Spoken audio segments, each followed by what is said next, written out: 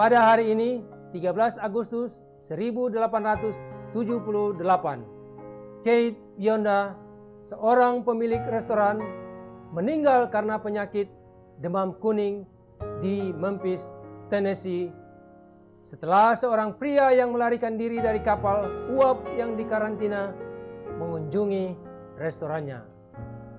Penyakit ini menyebar dengan cepat dan menimbulkan epidemi yang berhasil mengosongkan kota. Penyakit demam kuning yang dibawa oleh nyamuk awalnya berasal dari Afrika Barat dan dibawa ke Amerika Serikat dengan kapal budak. Penyakit ini membutuhkan cuaca hangat untuk bertahan hidup dan berkembang pesat di musim panas yang basah dan panas ketika nyamuk dapat berkembang biak dengan luar biasa. Setelah masa inkubasi 3 hingga 6 hari, orang yang menderita penyakit ini akan merasakan gejala mirip flu seperti demam dan nyeri. Setelah melalui tahapan ringan yang sangat singkat, tahapan yang lebih gawat bisa terjadi. Gejala lain yang timbul adalah muntah darah, gagal hati, serta gagal ginjal. Penyakit kuning atau menguningnya sklera mata juga merupakan gejala khas dari penyakit demam kuning. Itulah sebabnya penyakit ini dinamakan penyakit demam kuning. Jika ada korban meninggal, itu biasanya terjadi dalam waktu 2 minggu. Orang yang selamat dari penyakit ini bisa merasakan efeknya selama berbulan-bulan. Sama seperti penyakit demam kuning yang menyebar dengan cepat dan menyebabkan kematian, dosa pun demikian.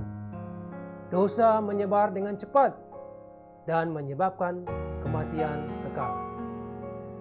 Dosa adalah pelanggaran terhadap hukum Allah yang tertulis dalam 1 Yohanes 3 ayat 4. Alkitab juga mengatakan, jika kita tahu bagaimana harus berbuat baik tetapi tidak melakukannya, kita berbuat dosa. Yakobus 4 ayat 17. Dalam hal ini, pria yang melarikan diri dari kapal uap yang dikarantina mungkin tahu bahwa melarikan diri dari kapal dan mengunjungi restoran adalah ide yang buruk, tetapi dia tetap melakukannya.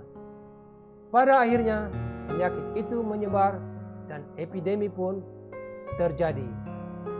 Saat ini, kita mungkin sedang bertindak sama seperti pria itu. Tahu berbuat baik, tapi tidak melakukannya. Jika kita terus menolak berbuat yang benar dan membiarkan dosa menggerogoti diri kita, dosa itu dapat menyebar dan menimbulkan kematian kekal, baik bagi diri kita sendiri maupun bagi orang lain.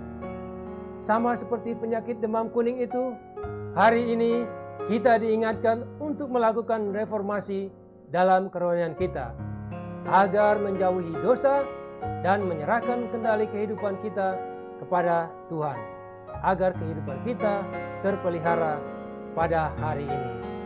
Saya Jaminten Siotang dari Fisdaq Media Ministry. Tuhan memberkati.